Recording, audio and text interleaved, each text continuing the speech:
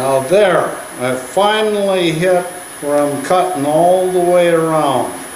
And so I'll just blend the neck from there.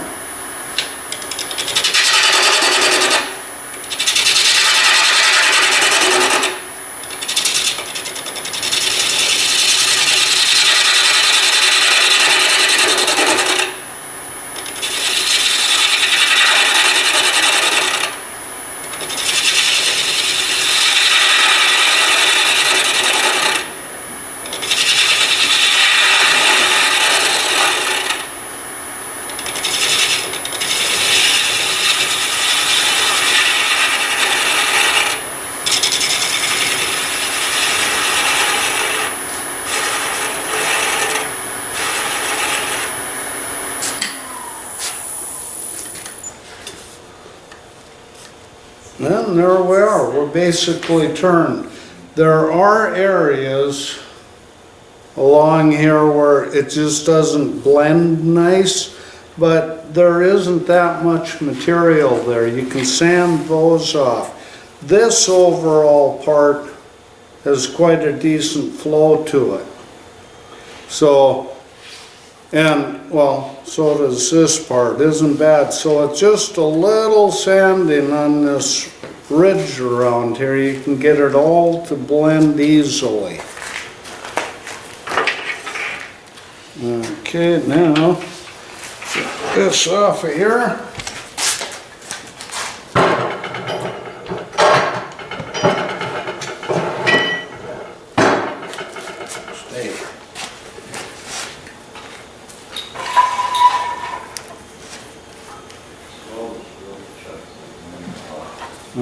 Okay, and now we just got to do a little bit of hollowing. I want to get a divot cut in here.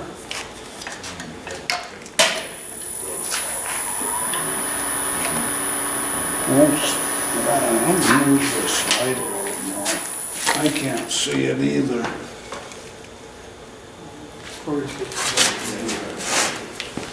It gets hot. It's not an LED.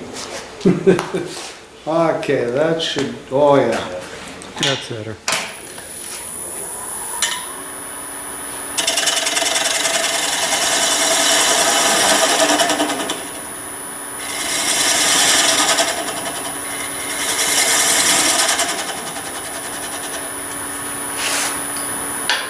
Now, because of the way this is held in the chuck, you want to take light cuts. You don't need a catch at this point, although it is a pretty secure hole. There, that's all there is to drilling out the neck. But to finish it up, these are the things I had to go back and get, but I had them set up. These are my fancy schmancy super small neck hollowing tools, which I bought a set of screwdrivers at Tractor Supply. You weren't expecting that, were you? They were on sale, and they looked like they might have really well hardened tips on them. And they're like 20 screwdrivers. So I take them, I can bend them and grind them to do whatever I want for different jobs. Here's another one. I mean, this is the same deal as the Allen wrench thing. But I can use those on these necks to make small holes and hollow. I can only do very light cuts with them, and they go dull in a hurry, but they'll last long enough to do this.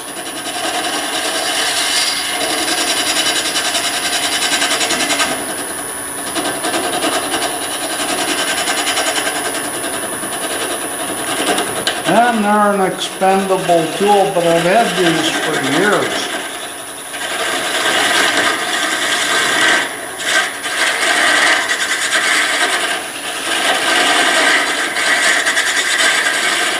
And smaller you keep the hole and you get in there, you want to blend into where the hollow was that you have from hollowing it. Get around the corner just a little bit, nobody's ever going to know what it looks like in there. And nobody has fingers that small.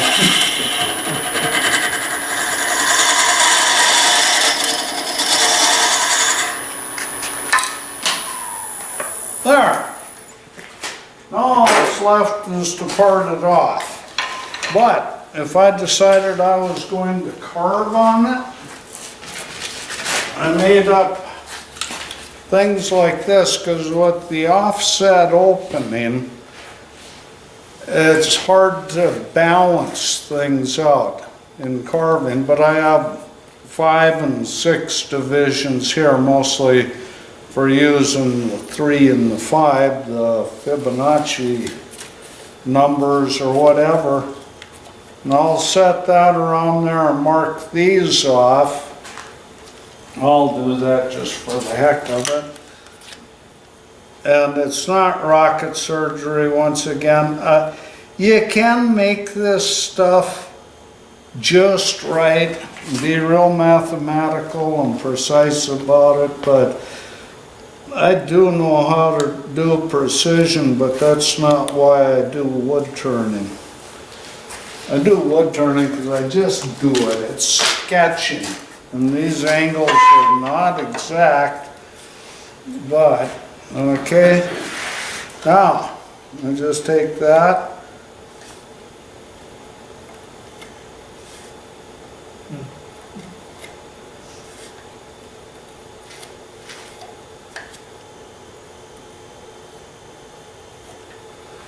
Mark it out that way.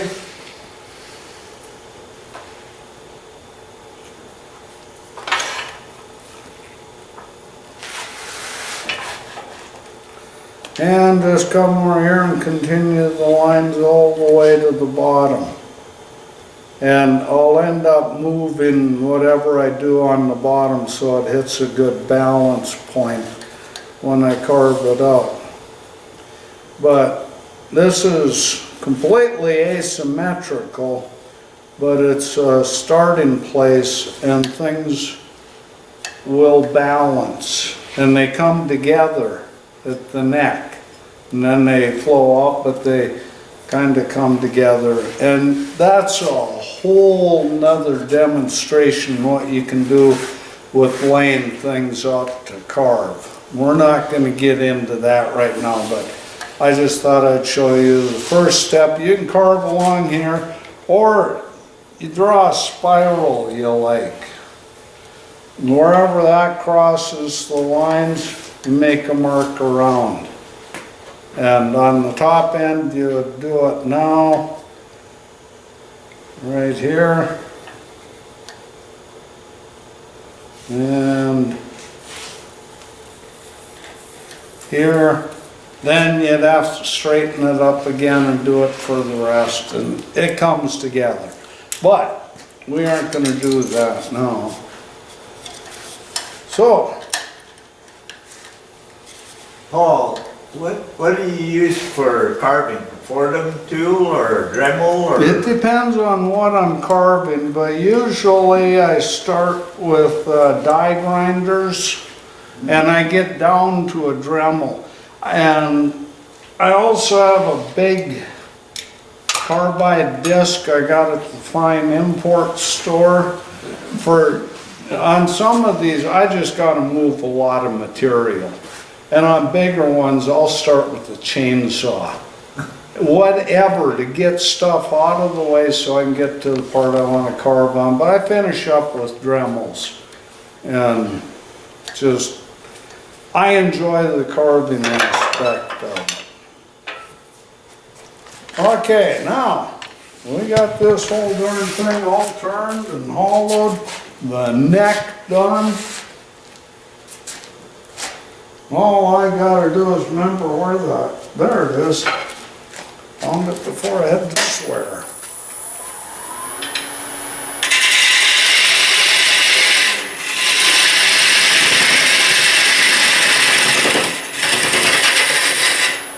And when I part off, I kind of angle in, so I'll have a slightly hollowed bottom. But I also go straight in to relieve the parting cut.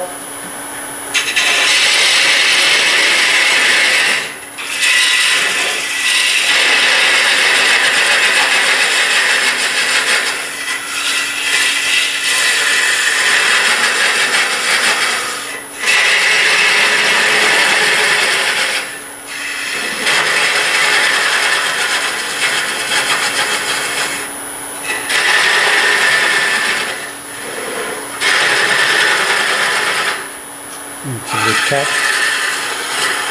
I'm not planning on going. I'll have them go all the way. Okay.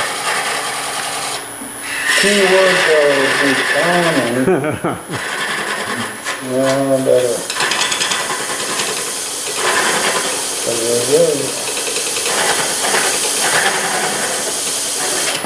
Yeah. Okay, there it is. It's all done.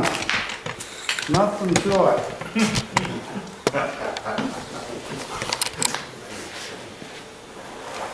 You stick your finger in there, see how smooth that transition is.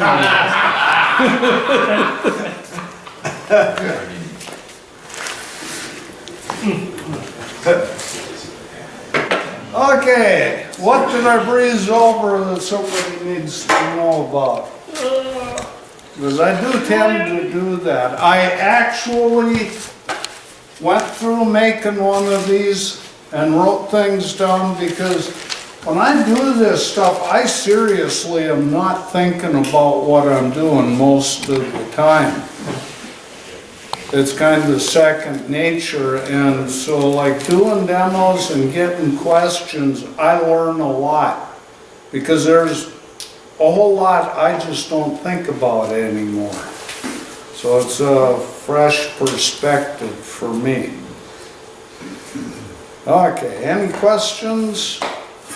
I'm just sitting here in amazement, so it's way cool demonstration, man, thank you. It's all basic stuff. Okay. Just little alterations here and Little there. alteration, yeah. Yeah. I mean, there's no special tool involved. No, to be sure, everything's, Yeah. And Doc Green was asking me if there was any special fixture or anything for doing this, and no, just regular stuff. You know, if a chuck is regular, nowadays it pretty much is. yeah. Not for the first 20 years or so I was turning though. Interesting, those discs you use with the marks on them, so that you just set it over the neck and mark that Yeah. you were to start out at. Well, like these things with the spirals, that's how I lay them out. And I don't have I got a Powermatic. It does not have a useful indexing thing on it. And I don't really care, and I don't want them exactly, I mean, they're kinda set up with a protractor a little bit, but then these are like third generation. I don't care if they're off, I prefer it. Nobody's made here. Nobody's made here anyways. No, and you can't. How do you check? I mean, now this one, I told you, if I use the 5 marks around the top, well, I also did 3 around the bottom. So the 5 marks, this is the spiral. Okay, the 3, this is the spiral. Now those are Fibonacci numbers, which, and I don't do math, but this is an art thing. It's something I noticed when I was very young, but I didn't know what it was called, like fractals. I knew what they were when I was 8 years old, and I found out about 8 years ago what a fractal is. But look at a sunflower head. And if you look at it, you're gonna see the seeds are arranged on curves. That way and this way. Well, they're in the Fibonacci numbers, which start off pairs of them, number 1 and number 1. Well, if you add those two together, you get 2. So then you add the two last numbers together, and it's 3 and 5, 8. And it goes up like that, and these numbers show up in everything. I mean, everything. It's freaky. Look this up on the computer sometime. The Milky Way fits the math. It's incredible. And you see it in all sorts of plants and things. And the thing with it is, by combining the Fibonacci numbers, there ends up being, I go between them to hollow this up, but there ends up to be a real lazy spiral that goes all the way from the top to the bottom. Nothing is on the same level. So it's very pleasing and relaxing to the eye. And then that also ties in with the golden ratio, the golden mean or whatever, which is basically 1 to 3 for proportions. And that works into the same way. But that's something where the height of the shoulder of this is approximately 2/3 there, 1/3 here. Things like this are natural and pleasing to the eye, the human body, the human face, the hand, the foot, all fits these numbers. It's just crazy weird, but it's something that artists have been doing for hundreds of years. I don't think they knew the math on it, but it's just what is pleasing to the eye. And it turns out it fits these numbers. So that's kind of a fun thing from a guy that, you know, doesn't do math at all. But it intrigues me. Math is simply a description of the natural world, or unnatural. But, So did you do some of that carving sandblasting? well, I sandblast after I carve. Oh. You can't do much shaping with the sandblaster. It just etches out the more open grain growth rings. And Gets rid of all your carbon markers. yeah, and well, in between there, and I do have to sand this stuff to about 100 grit. Anything coarser than that, the sanding marks show through at the sandblasting. Everything goes away at the same rate. So there is still sanding involved. They're getting down to a What medium do you use in your sandblast? crushed glass. I get it at Northern Tool. But sandblasting, that's as insidious as wood turning when it comes to, I could use a little bigger air compressor. Well, Gobbles up. Could probably use a bigger sandblast. well, the sandblaster itself isn't the problem, but now I do the cabinet. possess the largest compressor you can run on single phase power. And I want more, but I gotta go to gas power. Some of my larger pieces, I've spent up to 10 hours sandblasting them. And, oh, it's tedious. You just want power.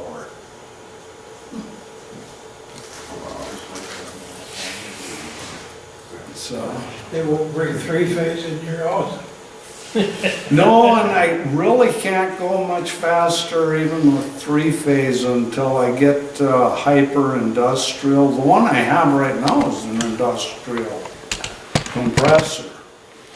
And after this, it's just a whole lot more economical to go gas power. So what pressure are you sandblasting? I'm guessing I've got right around 100 pounds at the blasting gun. I haven't done any testing there, but my sandblaster will run, the compressor runs steady at about 130 pounds. And if I run it until the compressor kicks in and let off, it only takes 10 seconds for it to catch up again. So I'm right up at the wall of what it can do continuously. I gotta be happy with that for now, until I get one of the big ones. Years ago, in one of my careers, I was sandblasting and repainting anhydrous ammonia tanks. And it's epoxy coming off, and it was epoxy going on. And I used a sandblaster where you pulled the compressor behind a pickup. And you suited up with this thing. You walk up to the job and you go, okay, there, we're blasting. And I saw then what that could do with the wood blocks I had under there. You know, after I took the wheels off and stuff. Oh, wow, that's neat. So that got me started. So what you're saying is you need one of the compressors you plug behind a pickup. Yeah. But I'm old and feeble now. And I was young and stupid then, and I happened to be really, really strong.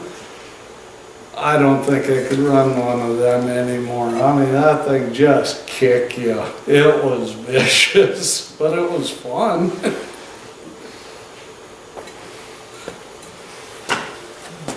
Okay.